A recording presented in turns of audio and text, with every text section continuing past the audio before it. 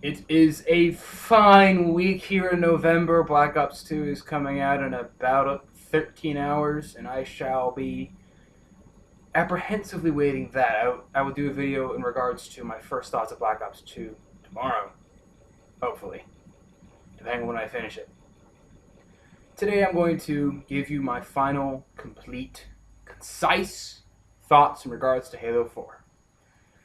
This is going to be something where I'm going to take each little section, Spartan Ops, multiplayer, single player, talk about them for about a minute, pros, cons, what I think about it. Then I'll give like sort of a wrap up and whether or not you should buy it. So as I approach my first minute, thank you very much for tuning in, ladies and gentlemen, and I hope you enjoy what's going to be my review of what I must say is probably one of the best games of this year. So Spartan Ops, the best part about it is that it gives 343 a chance to tell a new story with these new characters that you saw somewhat in the campaign, but didn't fully interact with them in the way that maybe you wanted to. I can tell you right now, there are design documents for games where they've just added in a whole new section based on what Spartan Ops did very, very well. Now, the biggest issue I have is that it's easily designed to be played in cooperative. When you face Prometheans, there's a weapon called a binary rifle that on legendary will one-shot you. I think even on normal it one-shots you, which just doesn't strike me as a good thing at all. Like, ever. That's just not good for a single-player game.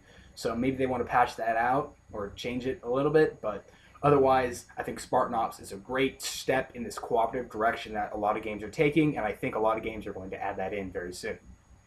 So multiplayer, it feels solid, it feels tight, it feels like Halo. But like I said, trying to be Call of Duty, but still being Halo. I especially like how the ordnance system is kind of like kill streaks, but it's more like the score streak they added into Modern Warfare 3, which gives people who die a lot a chance to really feel like they're making an impact. I love calling an ordnance strike and getting a sticky detonator. I love the sticky detonator. Oh, it's probably my favorite new weapon in the game. Just don't encounter the sticky detonator. You're going to die. I like all the new maps, and I like that they brought back Valhalla. I kind of don't like getting voted on every single time, but Mantis feels good. It feels like enough people can get it and kill with it. And maybe there's some stuff that need to balance out. There's some stuff that needs to be balanced out. But otherwise, the multiplayer feels well-rounded, feels well-connected, and the progression, while not perfect, definitely feels better than some other games. And finally, the campaign. The campaign. God. Whew. Good Lord. They introduced a lot of lore in this campaign. Holy shit on my dick.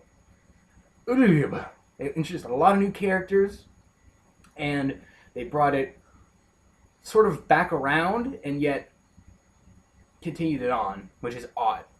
Now, don't worry if you've never played the game, but if you've never played Halo before, literally, there's like the second room you go into, you can find a terminal that wraps up the entirety of the first 3 Halo games. So, don't worry. But the Halo campaign still feels like a Halo campaign. Everything is intact.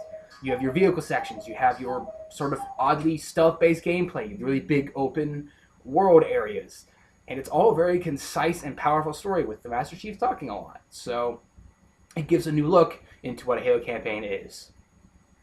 And there you go. That was the 3 sections of Halo wrapped up in 3 minutes in my thoughts. I think I did a pretty good job if you would ask me. I think I'm going to do a lot more reviews in this way because it's a lot easier than talking for 20 minutes like I did for Fallout 3, that's for sure. But I like Halo 4. I really do.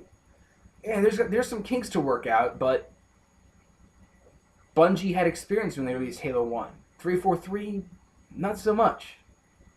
So Halo 5 will probably be leaps and bounds better than the Halo 4. And Halo 4 is an amazing game by itself. So Halo 5, holy sweet and ethical Jesus. Especially since it has to be in the next Xbox. It has to be. But it's not going to be a launch title. So, that's what's going to happen.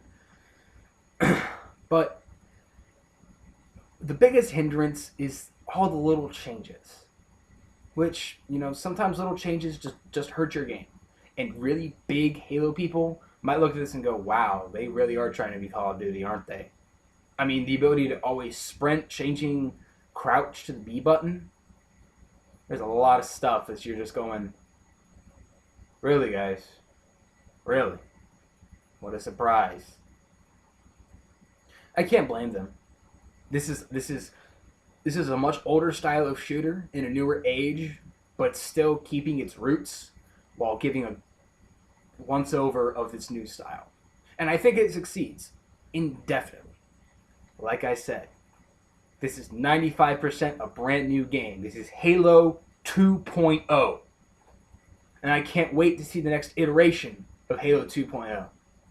343 Industries, you have certainly gained my respect as the carriers of the Halo franchise. I wish you the best in producing Halo 5 and 6. And if you have any sort of ODST-esque games, just make sure they're priced fairly. Please, make sure they're priced fairly. But that is all, ladies and gentlemen. I shall see you back here tomorrow where I will talk about what I've played of Black Ops 2 up to that point. But otherwise, thank you for tuning in, and I shall see all of you later.